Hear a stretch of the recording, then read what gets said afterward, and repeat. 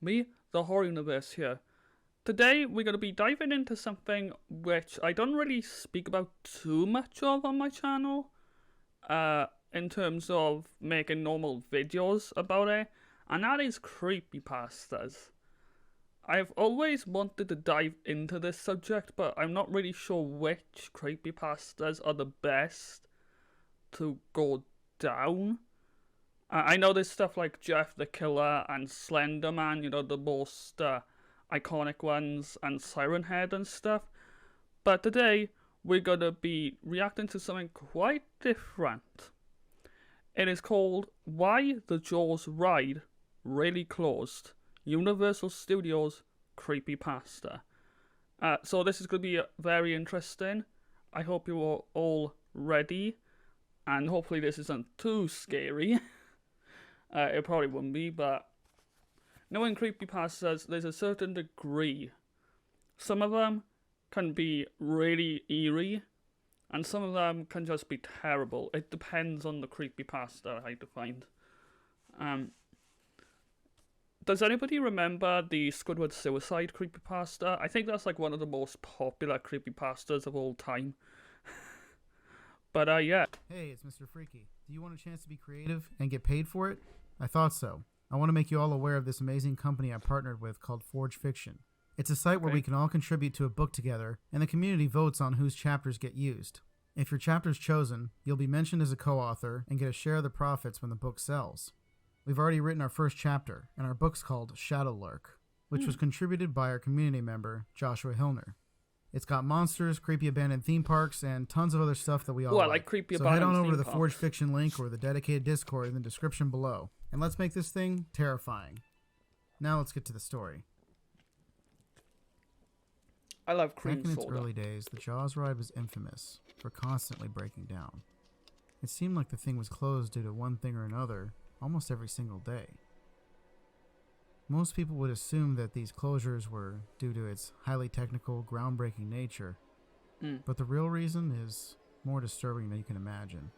Yeah, okay. Rumors of dark things happening at the ride go all the way back to before it officially opened.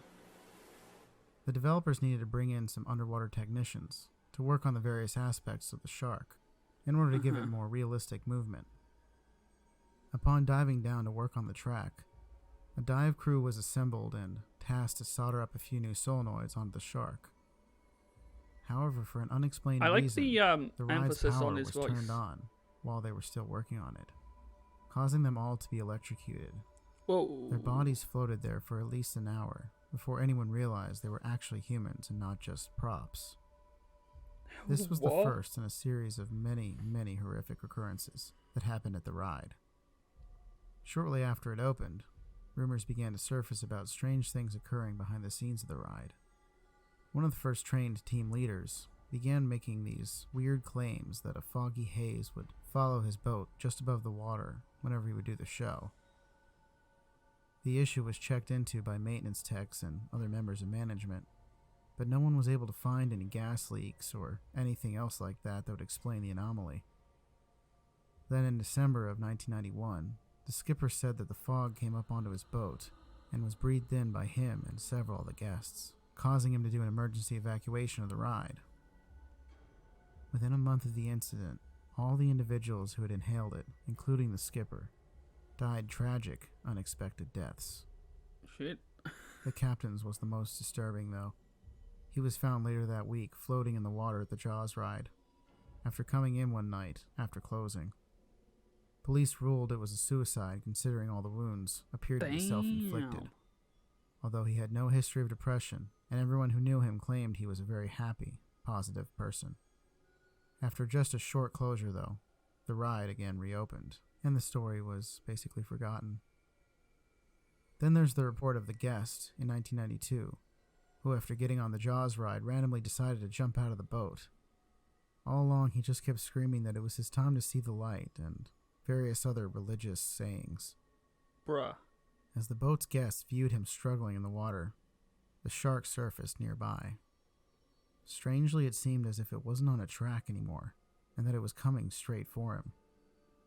Finally, after another guest grabbed him, the man began to climb back into the boat. That was when the shark shot forward and bit down on his leg, cutting into him deeply. The man screamed as the jaws chomped up and down, then backed away silently. It just froze, staring in at the boat for a few seconds, as if analyzing the guests with hungry eyes. It then slowly sank beneath the water, not to bother them again. There's something The man about was this that taken to feels the ER eerie though shortly compared to after, other creepypastas. but he ended up passing away from the loss of blood. Oh, This triggered management to do some more safety testing. However, after repeatedly doing cold run-throughs, they were not able to find evidence as to why this happened. In the end, they simply just assumed that it was some sort of mass hysteria and that the guests had just unluckily fallen into the shark's path. The ride was then back up running within another week. However, this time it seemed that the employees were much more aware of what was happening, and essentially everyone started to transfer away from the ride. Guests also began complaining because it seemed like all the employees had pretty much checked out. Many of them would even make dark jokes to the guests during the show about how the shark would probably get them someday, like it did with that guest not too long ago. It was an interesting time to have ridden the ride. So management decided the only way to fix the problem was to clean house and hire a whole new team, making sure ahead of time that they had no knowledge of the event that occurred. That's when the real chaos began to ensue. One day a skipper named Jason started complaining about a strange whisper he would hear while he was giving the tour. At first the voice was just telling him things about the ride and how to operate the boats properly, but he was still really freaked out regardless. Working at that ride had always been a dream of his, so he wasn't willing to leave. But he knew he had to take some kind of action. So he started seeing a psychiatrist and was put on a few different kinds of medication. They didn't seem to help, though. Actually, it was like now it's getting into one of those typical creepypasta things. Feeling that he just wasn't crazy, though, he ended up doing some research and found various historical documents that led him to information about the land which Universal had purchased back in the 80s. I quite like those.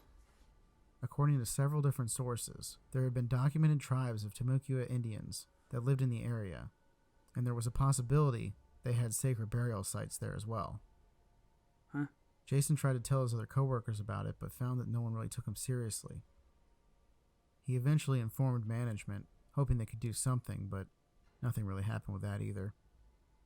So he pretty much just gave up and hoped for the best.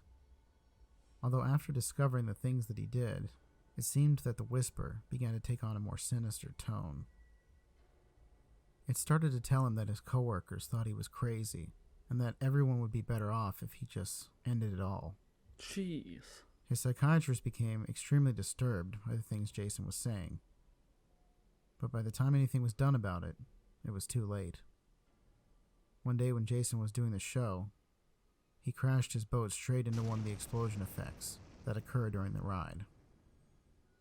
All of the guests on that boat died, including Jason. Wow. And the only thing officials really have to go on about his motive was a note that was left on the break room table with a cryptic sentence on it. It just said, "The demons must be free." It is not known how many more occurrences like this happened before the ride's eventual closure in the 2000s. However, it's safe to assume that the reason they closed it was at least in part to prevent more of these things from happening. After the closure, most of the people that knew about the Jaws ride curse assumed it ended when the ride was demolished. A few years ago, the ride was replaced by Harry Potter's Escape from Gringotts, which is an attraction that coincidentally also has become infamous for breaking down all the time. This leads me to believe that perhaps the darkness in that area isn't gone after all, like everyone thought, and perhaps it's only just begun. Well, thankfully that wasn't too bad. It wasn't really scary, but it was also disturbing in some places, that video I find. Now, it wasn't like a lot of creepypastas where the person would be over-exaggerated. I quite liked the narration in this. It gave like a chilling... it gave like a chilling tone, but in the right way. Because if you've noticed, some of these creepypastas, they'd be like really, oh my god, this happened, if you get what I mean. And this guy was quite chill, and it was really. There were some moments where I could almost believe that something like that may happen, not like the psychological horror aspect of it, but like with the barrels and stuff.